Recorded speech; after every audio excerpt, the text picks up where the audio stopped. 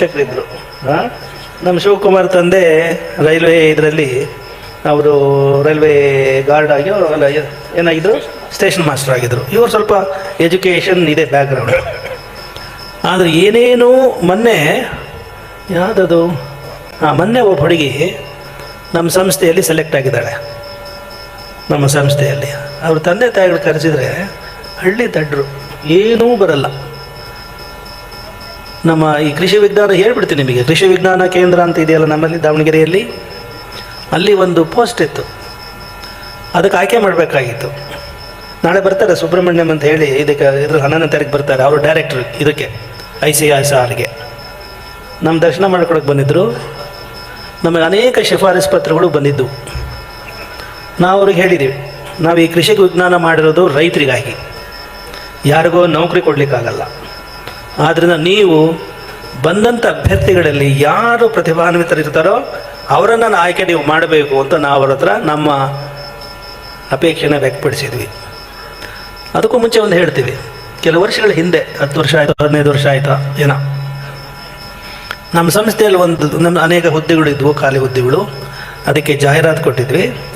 ಭಾಳ ಜನರು ಶಿಷ್ಯರು ನಮಗೆ ಶಿಫಾರಸು ಪತ್ರವನ್ನು ಬರೆದ್ರಿ, ನಮಗೆ ಭಾಳ ಬೇಕಾದರು, ತಾವು ಇವರಿಗೆ ನೌಕರಿ ಕೊಡಬೇಕು ಅಂತಂದು. ಒಬ್ಬರು ಸ್ವಾಮಿಗಳವರು ನಮಗೆ ಭಾಳ ಆಪ್ತರು. ನಾವು ಅವರು ಮಾತನ್ನು, ಅವರ ಶಿಫಾರಸು ಪತ್ರವನ್ನು ಉಲ್ಲಂಘಿಸ್ಲಿಕ್ಕೆ ಸಾಧ್ಯನೇ ಇಲ್ಲ, ಮಾನ್ಯತೆ ಅಗೌರವಿಸ್ಲಿಕ್ಕೆ ಸಾಧ್ಯ ಇಲ್ಲ ಅಂಥವರು. ಅವರಿಂದ ಪತ್ರ ತೊಗೊಂಡು ಬಂದಿದ್ದ ಒಬ್ಬ ಹಿಂದಿ ಅಭ್ಯರ್ಥಿಯಾಗಿ. ಅವನು ಪತ್ರ ಕೊಟ್ಟ ಶ್ರೀಗಳದ್ದು. ನಾವು ಅವನಿಗೊಂದು ಪ್ರಶ್ನೆ ಹಾಕಿದ್ವಿ, ಒಂದು ಹೇಳಿದ್ವಿ, ನೀನೇನು ಬಯಸ್ತೀಯಪ್ಪ ನಮ್ಮ ಸಂಸ್ಥೆ ಬಂದು ಸ್ವಲ್ಪ ಹಿಂದಿಯಲ್ಲಿ ಬರ್ಕೊಂಡು ಬಾ, ನೀನು ಹಿಂದಿ ತಾನೇ ಅಭ್ಯರ್ಥಿ, ನೀನು ಒಂದಿಷ್ಟು ಹಿಂದಿಯಲ್ಲಿ ಬರ್ಕೊಂಡು ಬಾ, ನಿನ್ನ ಬಗ್ಗೆನೋ ಶಿಕ್ಷಣದ ಬಗ್ಗೆನೋ ಬರ್ಕೊಂಡು ಬಾ ಅಂತ ಕಳಿಸಿದ್ವಿ. ಒಂದು ಹಾಳೆ ಕೊಟ್ಟು ಕಳಿಸಿದರೆ 1 ಗಂಟೆ ಆದರೂ ಬರಲಿಲ್ಲ ಅವನು. ಹೋಗ ಏನು ಬರ್ದನ್ನು ಕರ್ಕೊಂಬರೋಗ ಇಲ್ಲಿ ಅಂತ ಕರೆಸಿದರೆ 1 ಅಕ್ಷರ ಬರೆಯೋಕ್ಕೆ ಬಂದಿಲ್ಲ ಅವನು ಹಿಂದಿಯಲ್ಲಿ. ನಾವೇನು ಮಾಡ್ಬೇಕು ಹೇಳಿ? ನಮಗೆ ಬೇಕಾದವರು ಶಿಫಾರಸು ಪತ್ರ ಕೊಟ್ಟರು ಅಂತ ಅವನ್ನ ಆಯ್ಕೆ ಮಾಡಿದರೆ 30 ವರ್ಷಗಳ ಕಾಲ ಮುಂದಿನ ಪೀಳಿಗೆ ವಿದ್ಯಾರ್ಥಿಗಳು ಹಾಳಾಗ್ತಾರೆ. ನಾವು ರಿಜೆಕ್ಟ್ ಮಾಡಿದ್ವಿ, ಮಾಡಲಿಲ್ಲ. ಕೆಲವು ಉತ್ತರ ಅವರೇನು ಆನ್ಸರ್ ಬರಿಬೇಕಲ್ಲ, ನಾವು ಕೆಲವು ಪ್ರಶ್ನೆಗಳನ್ನು ಈ ಅಭ್ಯರ್ಥಿಗಳು ಬರ್ತಾರಲ್ಲ ಪರೀಕ್ಷೆ, ಅವರಿಗೆ ಇಂಟರ್ವ್ಯೂ ನಡೆಯುವಾಗ ಕೆಲವು ಪ್ರಶ್ನೆ ಪತ್ರಿಕೆಗಳನ್ನು ಸಿದ್ಧಪಡಿಸಿ ಕಳಿಸಿದ್ವಿ. ಸರಳ ಪ್ರಶ್ನೆ, ವೇದಗಳು ಎಷ್ಟು ಅಂತ. ವೇದಗಳೆಷ್ಟು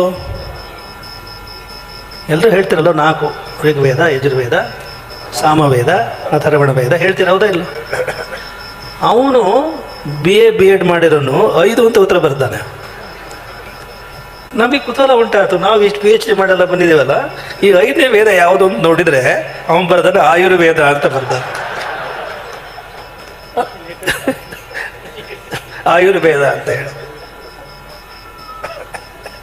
ಈ ಹುಡುಗಿದು ಹೇಳ್ತಿದ್ವಲ್ಲ, ನಮಗೆ ಗೊತ್ತಿಲ್ಲ, ಅವ್ರ ತಂದೆ ತಾಯಿಗಳಿಗೆ ಗೊತ್ತಿಲ್ಲ, ಆಕೆ ನಮ್ಮ ಹತ್ರ ಶಿಫಾರಸು ಕೇಳೋಕ್ಕೂ ಬಂದಿದ್ದಿಲ್ಲ. ಅವಳು ಆಯ್ಕೆ ಆಗಿದ್ದಾಳೆ. ನಾವು ಮಾರನೇ ದಿವಸನೇ ಕರೆಸಿದ್ವಿ ಅವರ ತಂದೆ ತಾಯಿಗಳನ್ನು. ಅವ್ರು ಏನೂ ಓದು ಬರಲ್ಲ, ಬರೀ ರೈತರವರು, ಹಳ್ಳಿಯ ರೈತರು, ತಂದೆ ತಾಯಿ ಮಾಸರು, ಇದು ಪಂಚೆ. ಆ ಹುಡುಗಿ ಎದುರಿಗೆ PhD ಮಾಡ್ತಾ ಬಂದಿದ್ರು ಒಂದು 50 ಜನ. ಅವ್ರನ್ನೆಲ್ಲ ರಿಜೆಕ್ಟ್ ಮಾಡಿ she is the best candidate ಅಂತ ಹೇಳಿ ನಮ್ಮ ಡೈರೆಕ್ಟರ್ ಆಯ್ಕೆ ಮಾಡಿದ್ರು. ನಮಗೆ ಭಾಳ ಮೆಚ್ಚಿ ಆಯಿತು. ಹೀಗಾಗಿ ನಮ್ಮ ಮೇಲೆ ಭಾಳ ಜನರದ್ದು ಕೋಪ ಇದೆ. ನಾವೆಷ್ಟು ಶಿಫಾರಸು ಮಾಡಿದ್ರು ಗುರುಗಳು ಆಯ್ಕೆ ಮಾಡಲಿಲ್ಲ, ನಾವೆಷ್ಟು ಸೇವೆ ಮಾಡಿದ್ದೀವಿ ಮಠಕ್ಕೆ, ಹಾಗೆ ಹೀಗೆ ಅಂತ ಹೇಳ್ತಾರೆ.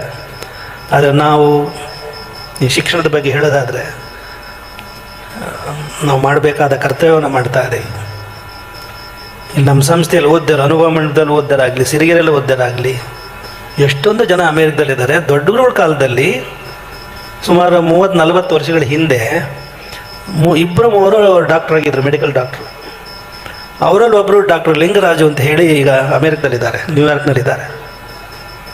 ಅವ್ರು ಗೊತ್ತು ನಮ್ಮ ಶಿವಕುಮಾರ್ ಅವರಿಗೆ. ಅವರು ದೊಡ್ಡ ಗುರುಗಳನ್ನು ಬಹಳ ನೆನೆಸ್ಕೊಂಡು ನಮಗೆ ಹೇಳಿದ್ದಾರೆ, ಅವರು ಹೇಳಿ ಕಳಿಸಿದ್ದಾರೆ, ನಾನು ಮಠಕ್ಕೆ ಒಂದು ಕಾರಣಕ್ಕೆನ ಸಲ್ಲಿಸಬೇಕು ಅಂತಿದ್ದೀನಿ, ಅದಕ್ಕೆ ಗುರುಗಳಿಗೆ ತಿಳಿಸಿ ಅಂತ. ನಮಗೇನು ತೊಂದರೆ ಇದೆ ಅಂತ ಹೇಳಿದರೆ, ಪರದೇಶದಿಂದ ಹಣ ಪಡಿಬೇಕು ಅಂದರೆ ಅದಕ್ಕೊಂದು F C R A account ಅಂತ ಹೇಳ್ತಾರೆ, ಫಾರಿನ್ ಕಾಂಟ್ರಿಬ್ಯೂಷನ್ ರೆಗ್ಯುಲೇಷನ್ ಆ್ಯಕ್ಟ್ ಅಂತ ಹೇಳಿ. ಅದು ಮೊದಲು ಇತ್ತು, ನಮಗೆ ಸೌಲಭ್ಯ ಇತ್ತು, ತೊಗೊಂಡಿದ್ವಿ. ಈ ಮಧ್ಯೆ ಕಾನೂನು ಬದಲಾವಣೆಯಾಗಿ ಏನೇ ಯಾವುದೇ F C R A account ಇರಲಿ ಅದನ್ನು ಡೆಲ್ಲಿ SBIನಲ್ಲೇ ಮಾಡಬೇಕು ಅಂತ ನಿಯಮ ಮಾಡಿದ್ದಾರೆ. ಕಳೆದ 2 ವರ್ಷಗಳಿಂದ ನಾವು ಪ್ರಯತ್ನ ಮಾಡ್ತಾ ಇದ್ದೀವಿ, ಅದಿನ್ನೂ ಆಗಿಲ್ಲ, ಆಗೋ ಹಂತಕ್ಕೆ ಈಗ ಬಂದಿದೆ. ಅದಾಗದ ಹೊರತು ನಾವು ಬೇರೆ ದೇಶದಿಂದ ಹಣವನ್ನು ಪಡೆಯೋಂಗಿಲ್ಲ. ಈಗ ಆ ಡಾಕ್ಟ್ರ್ ಏನಿದ್ದಾರೆ ಅವರು ಹೇಳಿ ಕಳಿಸಿದ್ದಾರೆ, ಬೇಗನೆ ಅಕೌಂಟ್ ಓಪನ್ ಮಾಡಲಿ, ಗುರುಗಳಿಗೆ ಹೇಳಿ ನಾನು $1,00,000 ನಾನು ಮಠಕ್ಕೆ ಕೊಡಬೇಕು ಅಂತಿದ್ದೀನಿ ದಾನವಾಗಿ ಅಂತ ಹೇಳಿ. $1,00,000 ಅಂದರೆ ಎಷ್ಟಾಗುತ್ತೆ ಹೇಳಿ? 85 ಏನೋ ಇದೆಯಲ್ಲ, 85 ಲಕ್ಷ ರೂಪಾಯಿ ಆಗುತ್ತೆ. ನೀವೇನು ಕಡಿಮೆ ಇಲ್ಲ. ನಾವಿಲ್ಲಿ ನಿಮ್ಮ ದಾನ ಮೊದಲೇ ಸಭೆ ಕರೆದಾಗ ವಾಗ್ದಾನ ಮಾಡಿ ಅಂದರೆ ಎಷ್ಟಾಯಿತು ವಾಗ್ದಾನ ಪತ್ರಿಕೆಯಲ್ಲಿ ನೀವು ನೋಡಿದ್ದೀರಿ. ಒಂದೇ 1 ಗಂಟೆಯಲ್ಲಿ 1,09,00,000 ರೂಪಾಯಿ ವಾಗ್ದಾನ ಮೊದಲ ಸಭೆಯಲ್ಲಿ ಆಗ್ತದೆ. ಇಲ್ಲ 26 ಲಕ್ಷ ಅಲ್ಲ, 1,26,00,000 ವಾಗ್ದಾನ ಅದು. ಆಮೇಲೆ ಮತ್ತೆ ಮೊನ್ನೆ ಇನ್ನೊಂದು ಸಭೆ ನಾವು ಇಲ್ಲಿ ನೋಡಕ್ಕೆ 2ನೇ ಸರಿ ಬಂದಾಗ ಇಲ್ಲೇ ಕಲ್ಯಾಣ ಮಂಟಪದಲ್ಲಿ, ನಮ್ಮ ನಿರಂಜನ ಕಲ್ಯಾಣ ಮಂಟಪದಲ್ಲಿ ಅಲ್ಲಿ ಸಭೆ ಸೇರಿದಾಗ ಒಟ್ಟು ಸುಮಾರು ಎಷ್ಟಾಯ್ತಪ್ಪ ಅವತ್ತು? ಸುಮಾರು 80 ಲಕ್ಷದ ಹತ್ತತ್ರ ಇಲ್ಲಿ ನಿರಂಜನ ಇದ್ದಾನಲ್ಲ, ಇವರೆಲ್ಲರೂ 10 ಲಕ್ಷ 20 ಲಕ್ಷ ಈಗ ಕೊಡ್ತಾರಲ್ಲ. ಇನ್ನೊಂದು 4-5 ವರ್ಷಕ್ಕೆ ಇನ್ನೂ ಎಷ್ಟು ಲಕ್ಷ ಕೊಡೋ ಶಕ್ತಿ ಬರುತ್ತೋ ಏನೋ ಇವರಿಗೆಲ್ಲನ. ಭಾಳ ಉದಾರವಾಗಿ, ಇಷ್ಟೆಲ್ಲ ಉದಾರವಾಗಿ ಕೊಡಲಿಕ್ಕೆ ಕಾರಣ ಏನು ಅಂದರೆ ನಿಮ್ಮ ಭರಮಸಾಗರಕ್ಕೆ ದೈವ ಕೃಪೆಯಿಂದ ನೀರು ಬಂದಿರತಕ್ಕಂಥದ್ದು. ಸರ್ಕಾರ ಮಾಡದೇ ಇರೋ ಕೆಲಸವನ್ನು ಸಿರಿಗೆರೆ ಗುರುಗಳು ಮಾಡಿದ್ದಾರೆ ಅಂತ ಮುಕ್ತ ಕಂಠದಿಂದ ಪ್ರಶಂಸೆ ಮಾಡ್ತೀರಿ. ನಾವೆಲ್ಲ ಮಾಡಿರೋದು ಸರ್ಕಾರ ಮಾಡದೇ ಇರೋ ಕೆಲಸ ನಾವು ಮಾಡಿದ್ದೀವಿ ಅಂತ ಅಲ್ಲ, ಸರ್ಕಾರ ಮಾಡಬೇಕಾದ ಕೆಲಸವನ್ನು ನಾವು ಅವರಿಂದಲೇ ಮಾಡಿಸಿರೋದು ಅಂತ ಹೇಳೋಕ್ಕೆ ಇಷ್ಟಪಡ್ತೀವಿ. ನಾವು ಮಠದಿಂದ 1,200 ಕೋಟಿ ಹಾಕಿ ಮಾಡಿರೋದಲ್ಲ, ಇದು ಸರ್ಕಾರ ಕೊಟ್ಟಿರೋದು. ಆದರೆ ಹಿಂದಿನ ಸರ್ಕಾರ ಕೊಟ್ಟರೆ ಮುಂದಿನ ಸರ್ಕಾರದವರು ಅಪ್ರೂವ್ ಮಾಡಲ್ಲ. ಯಾಕೆಂದ್ರೆ ಅಲ್ಲಿ ಪಕ್ಷಿಗಳು ಬಂದುಬಿಡ್ತಾರೆ, ಅವರು ಬೆಲೆ ಅವ್ರಿಗೆ ಹೋಗಿಬಿಡುತ್ತೆ ಕ್ರೆಡಿಟ್ ಅಂತ ಹೇಳಿ ಮುಂದೆ ಅವ್ರು ಮಾಡಲ್ಲ. ಮತ್ತು ಇನ್ನೊರು ಬಂದು ಯಾಕಪ್ಪ ಇವು ನೆನೆಗುದಿ ಬಿದ್ದಿದ್ದಾವೆ ಅಂತ ಹೇಳಿದರೆ, ಒಂದು ಪಕ್ಷದ ಸರ್ಕಾರ ಮುಂಜೂರು ಮಾಡಿದ್ದನ್ನು ಇನ್ನೊಂದು ಪಕ್ಷದ ಸರ್ಕಾರ ಮುಂದುವರ್ಸಲ್ಲ. ಈಗ ಸೆಂಟ್ರಲ್ ಗೌರ್ಮೆಂಟ್ನಿಂದ ಮುಂದಿನ ಸರಿ ಮಾತಾಡ್ತೀವಿ, ಈಗ ಮಾತಾಡಲ್ಲ, ಕೊನೆ ದಿನ ಮಾತಾಡ್ತೀವಿ. ಅವತ್ತು DK ಶಿವಕುಮಾರ್ ಬರೋರಿದ್ದಾರೆ, ಅವತ್ತು ಮಾತಾಡ್ತೀವಿ, ಇವತ್ತು ಮಾತಾಡಲ್ಲ. ನಮ್ಮ ಯುವಕರದ್ದು ಡಾಲಿ ಧನಂಜಯ ಬಂದಾಗ ಎಷ್ಟು ಖುಷಿ ಕುಣಿದಾಡಿಬಿಟ್ರು. ನಮಗಿಂತ ನೀವು ಭಾಳ ಬುದ್ಧಿವಂತರು ಅಂತ ನಮಗನಿಸ್ತು. ಈ 1 ತಿಂಗಳ ಕೆಳಗೆ ನಾವು ಮುಂಬೈಗೆ ಹೊರಟಿದ್ವಿ. ಡಾಲಿ ಧನಂಜಯ ಅವ್ರು ಮದುವೆ ಆಗ್ತಕ್ಕಂಥ ಹುಡುಗಿ ನಮ್ಮ ಮಠದ ಶಿಷ್ಯೆ ಶಿವಪುರದಳು, ಇಬ್ಬರು ಕಾಯ್ತಾಯಿದ್ರು ಆಶೀರ್ವಾದಕ್ಕೆ ಅಂತ, ನಮ್ಮ ಆಶೀರ್ವಾದ ಪಡಿಬೇಕು ಅಂತ. ನಮ್ಮ ಸೆಕ್ರೆಟರಿ ವಿಶ್ವನಾಥ್ ತರಳಬಾಳು ಕೇಂದ್ರದ ಪರಿಚಯ ಮಾಡಿಕೊಟ್ರು. ಇವರು ಸ್ಯಾಂಡಲ್ವುಡ್ ನಟರು ಅಂತ, ಸ್ಯಾಂಡಲ್ವುಡ್ ಆ್ಯಕ್ಟರ್ ಅಂತ. ನಮಗೆ ಸ್ಯಾಂಡಲ್ವುಡ್ ಅಂದರೆ ಗಂಧದ ಮರ ಅಂತ ಗೊತ್ತು.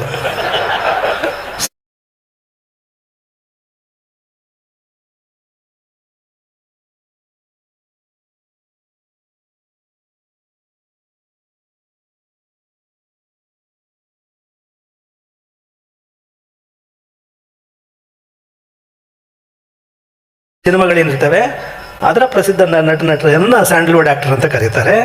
ಹಿಂದಿ ಒಳಗೆ ಆ್ಯಕ್ಟ್ ಮಾಡಿದ್ರನ್ನ ಹಾಲಿವುಡ್ ಅಂತ ಕರೀತಾರೆ, ಬಾಲಿವುಡ್ ಅಂತ ಕರೀತಾರೆ. ಇಂಗ್ಲೀಷ್ ನಟಿಯರನ್ನು ಹಾಲಿವುಡ್ ಅಂತ ಕರೀತಾರೆ ಅಂತ. ನಮ್ಮ ಸುತ್ತಮುತ್ತ ಇದ್ರಲ್ಲ ಮಠದ ಮಕ್ಕಳು, ಅವರಿಗೆ ಹೆದರಿಕೆ ಗುರುಗಳ ಬಗ್ಗೆ ಗುರುಗಳು ನೋಡಿದರೆ ಅವ್ರು ಬಾಯಿ ಮಜ್ಕೊಂಡು ಮುಸಿ ನಗ್ತಾ ಇದ್ರು, ನಮ್ಮ ಗುರುಗಳಿಗೆ ಗೊತ್ತಿಲ್ವಲ್ಲ ಇದು ಅಂತ. ನಮಗೆ ಆವಾಗ ನೆನಪಾಗಿದ್ದು ಲೇಖನ ಬರೆದಿದ್ದೀವಿ, ನೀವು 2 ಜನ ಓದಿರ್ಬೋದು, ಭಾಳ ಜನ. ಡಾಲಿ ಧನಂಜಯ ಕುರಿತು ಬರೆದಿದ್ದೀವಿ ಅದೆಲ್ಲ. ಅದರಲ್ಲೆಲ್ಲ ಗುರು ದ್ರೋಣಾಚಾರ್ಯರು ಏಕಲವ್ಯನಿಗೆ ಪಾಠ ಹೇಳಲ್ಲ, ಅವ್ನು ಬೇಡ್ರನ್ನವನು ಅರ್ಜುನಿಗೆ ಹೇಳ್ಕೊಡ್ತಾರೆ, ತಿರಸ್ಕರಿಸ್ತಾರೆ ಇವನ್ನ, ಯಾರನ್ನ ಏಕಲವ್ಯನ. ಅವನು ಬೇಸರ ಪಡ್ಕೊಳ್ಳದೆ ಕಾಡಿಗೆ ಹೋಗಿ ದ್ರೋಣಾಚಾರ್ಯರ ಒಂದು ಪ್ರತಿಮೆಯನ್ನು ಮಾಡಿಕೊಂಡು ಬಿಲ್ಲು ವಿದ್ಯೆ ಕಲಿತಾನೆ. ಹೇಗೆ ಕಲಿತಾನೆ ಅಂದರೆ ಅರ್ಜುನನೂ ಮೀರಿಸ್ತಕ್ಕಂಥ ಶಕ್ತಿ ಬರುತ್ತೆ ಅವನಿಗೆ. ಅದಾದ ಮೇಲೆ ಅದು ಗೊತ್ತಾಗಿ ಅವ್ರ ಆಶೀರ್ವಾದ ಪಡೆಯಕ್ಕೆ ಹೋದಾಗಲೂ ಯಾವುದೋ ಪ್ರಸಂಗದ ಪೂರ್ಣ ನೆನಪಿಲ್ಲ. ಆವಾಗ ಗುರುದಕ್ಷಿಣೆಯಾಗಿ ನಾನು ಏನು ಕೊಡಲಿ ಅಂತ ಕೇಳ್ತಾನೆ. ಅವ್ರು ಹೆಬ್ಬೆರಳು ಕೇಳ್ತಾರೆ ಗರುಡಾಚಾರ್ಯರು. ಏಕಲವ್ಯನ ಗುರುಭಕ್ತಿಯಲ್ಲಿ ನಿಜ ಅವ್ನು ತಕ್ಷಣ ಕಥಿಸ್ಕೊಟ್ಬಿಡ್ತಾನೆ. ಆದರೆ ದ್ರೋಣಾಚಾರ್ಯರು ಮಾಡಿದ ಶಿಷ್ಯ ದ್ರೋಹ ಅನ್ನೋದಕ್ಕೂ ಇದು ಉದಾಹರಣೆ ಅಂತ ಹೇಳಕ್ ಬಯಸ್ತೀವಿ ನಾವು. ಈಗ ಇದನ್ನ ನೋಡಿ ಅವ್ರನ್ನ ಯಾಕೆ ನೆನಪಾಯ್ತು ನಮಗೆ ಅಂದರೆ, ಇಷ್ಟೆಲ್ಲ ದೇಶ ತಿರುಗಿದ್ದೀವಿ, ನಮಗೆ ಡಾಲಿ ಧನಂಜಯನ ಪರಿಚಯ ಇಲ್ಲ, ಅವಟ್ಟೆ ಮಾತನಾಡಲಾಗಿದ್ದು. ನಮ್ಮ ಹುಡುಗರಿಗೆ ಹೆಂಗೆ ಗೊತ್ತಾಗುತ್ತೆ ಇದ್ರಾಗೆಲ್ಲನ ಅಂತ. ಸ್ಕೂಲಲ್ಲಿ ಡಾಲಿ ಧನಂಜಯಂತಿ ಏನು ಇದೆಯಾ, ಪಾಠ ಇದೆಯಾ ಪಾಠ ಮಾಡ್ತಾರೆ ಮೇಷ್ಟ್ರು. ಇವತ್ತೇನಾದರೂ ನೀವು ಪರೀಕ್ಷೆಯಲ್ಲಿ ಸಿನಿಮಾ ನಟಿಯರ ಬಗ್ಗೆ ಏನಾದರೂ ಪ್ರಶ್ನೆ ಪತ್ರಿಕೆ ರಚನೆ ಮಾಡಿ ಕೆಳಗಿನ 10 ಪ್ರಶ್ನೆಗಳಿಗೆ 5 ಪ್ರಶ್ನೆಗಳಿಗೆ ಉತ್ತರ ಕೊಡ್ರಿ ಅಂದರೆ ನಮ್ಮ ಈ ಹುಡುಗರು, ನಮ್ಮ ಈ ಹೆಣ್ಮಕ್ಳು 10ಕ್ಕೆ 10 ಉತ್ತರ ಬರೆದು 100ಕ್ಕೆ 200 ಅಂಕ ತಗೊಳ್ತಾರೆ ಅಂತ ಅನಿಸುತ್ತೆ ನಮಗೆ. ಯಾಕೆಂದ್ರೆ ಇವರು ಏಕಲವ್ಯರೇ. ಹೇಗೆ ಏಕಲವ್ಯರು? ಅವರ ಪ್ರೀತಿಗೆ ಪಾತ್ರ ಆದಂಥ ಯಾವ ಸಿನಿಮಾ ನಟಿಯರು ಇರ್ತಾರಲ್ಲ, ಅವರು ಅವರ ವಾಸದ ಕೊಠಡಿಯಲ್ಲಿ ಆ ಸಿನಿಮಾ ನಟಿಯರ ಚಿತ್ರ ಹಾಕೊಳ್ತಾರೆ ಹಾವಭಾವದ್ದು. ನೀವು ತಂದೆ ತಾಯಿಗಳು ಅವಕಾಶ ಮಾಡಿಕೊಡ್ತೀರಲ್ಲ ಗೊತ್ತಿಲ್ಲ. ಹಾಸ್ಟೆಲ್ಗಿರಾಗಂತೂ ಹಾಕ್ಯಂತಾರೆ, ನಮ್ಮ ಮಠದಾಗಿಲ್ಲ, ಈ ಗೌರ್ಮೆಂಟ್ ಹಾಸ್ಟೆಲ್ಗಳು ಹಾಕ್ಯಂತಾರೆ ಅಂತ ಕಾಣ್ತಾರೆ ಸಿನಿಮಾ ನಟನರಿದ್ದು. ಹೀಗಾಗಿ ಅವರು ಏಕಲವ್ಯರು. ಅದನ್ನು ನಮ್ಮ ಲೇಖನದಲ್ಲಿ ಬರೆದಿದ್ವಿ, ಕನ್ನಡದಲ್ಲಿ ಬರೆದಿದ್ವಿ. LOVE ಯರು, ಏಕಲವ್ಯರು. ಅರ್ಥ ಆಗಲ್ಲ ನಿಮಗೆ? ಏಕ ಮುಂದೆ ಇಂಗ್ಲೀಷ್ನಲ್ಲಿ LOVE, ಆಮೇಲೆ ಯರು, ಏಕಲವ್ಯರು. ಅದು ಹಿಂಗೆ ಬರೆದು ನೋಡಿ ಗೊತ್ತಾಗುತ್ತೆ ಅದು ಸ್ವಾರಸ್ಯ. ಕರೆಕ್ಟಾಗಿ ಬಂದೈತೆ. ನಮ್ಮ ಕಣ್ಣನ ಮಾಮ ಅಂತಾರಲ್ಲ, ನೀವು ಭಾಷೆ ಎಷ್ಟು ಅವ್ರ ಸೊಗಸು ಭಾಷೆ ಅಂದರೆ, ಕಾವೇರಿ ಕರ್ನಾಟಕದಿಂದ ತಮಿಳ್ನಾಡಿಗೆ ಹರಿಯುತ್ತೋ ಎಲ್ಲಿಗೆ ಹರಿಯುತ್ತೆ? ಕಾವೇರಿ ಕರ್ನಾಟಕದಿಂದ ತಮಿಳ್ನಾಡಿಗೆ ಹರಿಯುತ್ತೆ. ಆದರೆ ತಮಿಳ್ನಾಡಿನಿಂದ ಕಾವೇರಿ ಕರ್ನಾಟಕ ಹರಿದಿರೋದು ಕಣ್ಣನ್ ಮಾಮ. ಅಲ್ಲಿ ಹುಟ್ಟಿ ಬೆಳೆದು ಅಲ್ಲಿಂದ ಏರಿ ಬಂದಿರತಕ್ಕಂಥ ನಿಮ್ಮೆಲ್ಲರ ಮನಸ್ಸಿನಲ್ಲಿ ಅಚ್ಚಳಿದೆ ಅಂತ ಉಳಿದಿರ್ತಕ್ಕಂಥ ಕನ್ನಡದ ಕಾವೇರಿ, ಕನ್ನಡದ ಪೂಜಾರಿ ಕನ್ನಡ ಮಾವ. ಇವತ್ತು ನಾಗಶ್ರೀ ಅವರ ಮಾನಸ ಪುತ್ರಿ ನಾಗಶ್ರೀ ಮಾತಾಡಬೇಕಾಗಿತ್ತು, ಬಹಳ ಸಮಯ ಆಗಿರೋದ್ರಿಂದ ನೀನು ನಾಳೆ ಮಾತಾಡ್ತೀನಮ್ಮ, ಎಂಬ ಮಹಿಳೆ ಮತ್ತು ಸಮಾಜ ಇಂತ ಇದೆ ಅಂತ ಹೇಳಿದ್ವಿ. ಆಯಿತು ಬುದ್ಧಿ, ಆಯಿತು ಗುರುಗಳೇ, ತಮ್ಮ ಆಶೀರ್ವಾದ ಅಂತ ನಾಳೆ ಮಾತಾಡಲಿಕ್ಕೆ ನಾಗಶ್ರೀ ತ್ಯಾಗರಾಜ್ ಒಪ್ಕೊಂಡಿದ್ದಾರೆ. ಇನ್ನು ನಮ್ಮ ಯುವಕರದೊಂದು ಬಹಳ ಆಸೆ ಇತ್ತು, ಏನು ಗುರುಗಳು ತೆಪ್ಪೋತ್ಸವ ಮಾಡಬೇಕು ಅಂತಲ್ಲ. ನಮ್ಮ ಮೀಟಿಂಗ್ ಸೇರಿದಾಗ ಬಹಳ ಆಗ್ರಹಪಡಿಸಿದ್ರು ಎಲ್ಲ ಯುವಕರು, ನಾವು ಒಪ್ಪಿರಲಿಲ್ಲ. ನೀವು ಹೋಗಿ SP ಅವ್ರು ಕೇಳಿ, ಅವರು ಒಪ್ಕೊಂಡ್ರೆ ಆಗ್ಬೋದು ಅಂತ ಹೇಳಿದ್ವಿ. ಅವ್ರು ಒಪ್ಪಲ್ಲ ಅಂತ ನಾವು ತಿಳ್ಕೊಂಡಿದ್ವಿ, ಅವ್ರು ಒಪ್ಪಿಗೆ ಕೊಟ್ಬಿಟ್ರು SP ಅವರು. ಈಗ ನಾವು ಹಾಕೊಂಡ್ಬಿಟ್ವಿ. ಅವ್ರು ಒಪ್ಕೊಂಡ ಮೇಲೆ ಮತ್ತು ನಾವು ಇಲ್ಲ ಅನ್ನೋಕ್ಕಾಗಲ್ಲ. ಆದರೆ ಮುಂದೆ ಅವ್ರಿಗೆ ಹೇಳಿದ್ವಿ, ನಾವು ಅನೇಕ ಹಡಗುಗಳಲ್ಲಿ ಪ್ರಯಾಣ ಮಾಡಿದ್ದೀವಿ, ವಿಮಾನಗಳಲ್ಲಿ ಪ್ರಯಾಣ ಮಾಡಿದ್ದೀವಿ, ಪ್ರಪಂಚದೆಲ್ಲ ಸುತ್ತಿದ್ದೀವಿ. ನಮ್ದೊಂದು ಕಂಡೀಷನು, ನೀವು ಅಲ್ಲಿ ತೆಪ್ಪೋತ್ಸವ ಮಾಡಬೇಕು ಅಂದರೆ ನೀವು ಒಳ್ಳೆ ಇದನ್ನು ತರಿಸ್ಬೇಕು, ಯಂತ್ರ ಚಾಲಿತ ವಾಹನ ತರಿಸ್ಬೇಕು. ನಮಗೆ ಅಷ್ಟೇ ಅಲ್ಲ, ಒಂದಲ್ಲ 2 ತರಿಸ್ಬೇಕು. 10 ದಿನಗಳ ಕಾಲ, 9-10 ದಿನಗಳ ಕಾಲ ಎಲ್ಲ ಜನರಿಗೂ ಅಲ್ಲಿ ಅವಕಾಶ ಮಾಡಿಕೊಡ್ಬೇಕು. ಏನು ಇದು ದೋಣಿ ವಿಹಾರಕ್ಕೆ ಅವಕಾಶ ಮಾಡಿಕೊಡ್ಬೇಕು. ಹೀಗಾಗಿ ನಾಳೆಯಿಂದ ನೀವೆಲ್ಲರಿಗೂ ಬೆಳಿಗ್ಗೆ 10 ಗಂಟೆಯಿಂದ ಅಂತ ಕಾಣುತ್ತೆ, ಬೆಳಿಗ್ಗೆ 9 ಗಂಟೆಯಿಂದ ಸಂಜೆ 5 ಗಂಟೆವರೆಗೂ ದೋಣಿ ವಿಹಾರ ಸುತ್ತಮುತ್ತ ಈ ತರಳುವಾಣಿ ಬರ್ತಕ್ಕಂಥವ್ರು ಎಲ್ಲರಿಗೂ ಅಲ್ಲಿ ದೋಣಿ ವಿಹಾರದ ವ್ಯವಸ್ಥೆ ಇದೆ ಅನ್ನೋದನ್ನು ನಾವು ನಿಮ್ಮ ಗಮನಕ್ಕೆ ತರ್ತಾ ಇದ್ದೀವಿ. ಅದು ಫ್ರೀ ಅಲ್ಲ, ಅದು ಉಚಿತ ಅಂದ್ಬಿಟ್ರೆ ಎಲ್ಲರೂ ಧುಮುಕ್ಬಿಡ್ತೀರಿ. ಅದಕ್ಕೆ 100 ರೂಪಾಯಿನೋ ಕಮಿಟಿಯವರು 100 ರೂಪಾಯಿ ವ್ಯವಸ್ಥೆ ಮಾಡಿದ್ದಾರೆ. ಆ ದುಡ್ಡು ಮತ್ತು ಸಮಿತಿಗೆ ಹುಣ್ಣಿಮೆಗೆ ಬರುತ್ತೆ. ನಾವು ಇವ್ರಿಗೆ ಹೇಳಿದ್ದೀವಿ, SP ಅವರಿಗೆ, ನಾವು ಸಭೆ ನೋಡ್ಕೊಂತೀವಿ. ನಮ್ಮ ತರಳಬಾಳು ಹುಣ್ಣಿಮೆಯ ಸಭೆಯಲ್ಲಿ ಯಾವ ಪೊಲೀಸರ ಅವಶ್ಯಕತೆಯೂ ಇಲ್ಲ, ಅವರು ಬಂದು ಕೂತ್ಕೊಂಡು ಆನಂದವಾಗಿರ್ಬೋದು. ಅಲ್ಲಿ ದೋಣಿ ಏನು ನಡೆಸ್ತಿರಲ್ಲ, ಅಲ್ಲಿ ಏನು ಅನಾಹುತ ಆಗದ ಹಾಗೆ ನೀವು ವ್ಯವಸ್ಥೆ ಮಾಡಬೇಕು ಅಂತ ನಾವು ನಮ್ಮ SP ಅವರಿಗೆ, ಚಿತ್ರದುರ್ಗದ SP ಅವರಿಗೆ ನಾವು ಆಗ್ರಹಪಡಿಸಿದ್ದೀವಿ. ಅವರು ಒಪ್ಕೊಂಡಿದ್ದಾರೆ. ಹಾಗೆ IGP ಅವರು ಬರ್ತಾರೆ ನಾಳೆ ನಾಡಿದ್ದು. ಇನ್ನು ಮುಂದೆ ಕಾಯಂ ಆಗಿ ಭರಮಸಾಗರ ಒಂದು ಪ್ರವಾಸಿ ಕೇಂದ್ರ ತಾಣ ಆಗಬೇಕು ಅನ್ನೋದು ನಮ್ಮ ಆಸೆ ಇದೆ. ಅದಕ್ಕೆ ನಮ್ಮ ಚಂದ್ರಪ್ಪ ಈಗಾಗಲೇ ಇಲ್ಲಿದ್ದಾರೆ, ಹೋಗ್ಬಿಟ್ನೇನು ಅಲ್ಲೆಲ್ಲ ಎಷ್ಟು ಚೆನ್ನಾಗಿದೆ. ಸುಮಾರು ಒಂದು 2 ಕಿಲೋಮೀಟರ್ನ ಆಗುತ್ತೆ, ಅದು ಇನ್ನೂ ಜಾಸ್ತಿ ಆಗುತ್ತೆ ಅದು ಸುತ್ಕೊಂಡು ಬಂದರೆ. ಅಲ್ಲಿ ವಯಸ್ಸಾದಂಥ ತಂದೆ ತಾಯಿಗಳು ತಮ್ಮ ಮೊಮ್ಮಕ್ಕಳನ್ನ ಕರ್ಕೊಂಡು ಅಡ್ಡಾಡಂಗಿರ್ಬೇಕು, ದೋಡಿ ವಿಹಾರ ಮಾಡಂಗಿರ್ಬೇಕು. ಹಂಗೆ ಕಾಯಮಾಗಿ ನ್ಯಾಷನಲ್ ಹೈವೇ ಪಕ್ಕದಲ್ಲೇ ಇದೆ ಇದು. ಪ್ರಾಯಶಃ ಈ ಸುತ್ತಮುತ್ತಲ ಯಾವ ಜಿಲ್ಲೆಗಳಲ್ಲೂ ಕೆರೆಗಳು ದೊಡ್ಡವಿದ್ದಾವೆ, ಅದು ಇಷ್ಟು ಹತ್ರದಲ್ಲಿಲ್ಲ. ಅದಕ್ಕಿಂತ ಭವಿಷ್ಯದ ದಿನಗಳಲ್ಲಿ ಇದು ವಾಯುವಿಹಾರ ಪ್ರವಾಸಿ ಕೇಂದ್ರ ಆಗಬೇಕು. ನಮ್ಮ ತರಳುಬಾಳು ಹುಣ್ಣಿಮೆ ಮಹೋತ್ಸವದಲ್ಲಿ ಉಳಿತಕ್ಕಂಥ ಹಣದಲ್ಲಿ ಅರ್ಧ ಭಾಗ ಈ ಕೆರೆಯ ಅಭಿವೃದ್ಧಿಗೆ ಅರ್ಧ ಭಾಗವನ್ನು ಮೀಸಲಿಡಬೇಕು ಅಂತ ನಾವು ತೀರ್ಮಾನ ಮಾಡಿದ್ದೀವಿ. ಮತ್ತು ಯಾವುದೇ ಕಟ್ಟಡ ನಾವು ಕಟ್ಟಕ್ಕೆ ಹೋಗಲ್ಲ. ಅರ್ಧ ಭಾಗ ಅಲ್ಲಿ ಮೋಟ್ರ್ ಕೆಟ್ಟಿರುತ್ತೆ, ಎಲ್ಲಿ ಇದ್ರ ಹತ್ರ ನದಿ ಹತ್ರ ನೀರು ಬೇಕು. ಸರ್ಕಾರ ಅಂದ್ರೆ ಅಷ್ಟು ಬೇಗ ಬರಲ್ಲ, ಏನು ಮುಂಜೂರಾತಿ. ಅದಕ್ಕೆ ಈ ಹಣವನ್ನು ಅದಕ್ಕೆ ಮಂಜೂರು ಮಾಡಬೇಕು.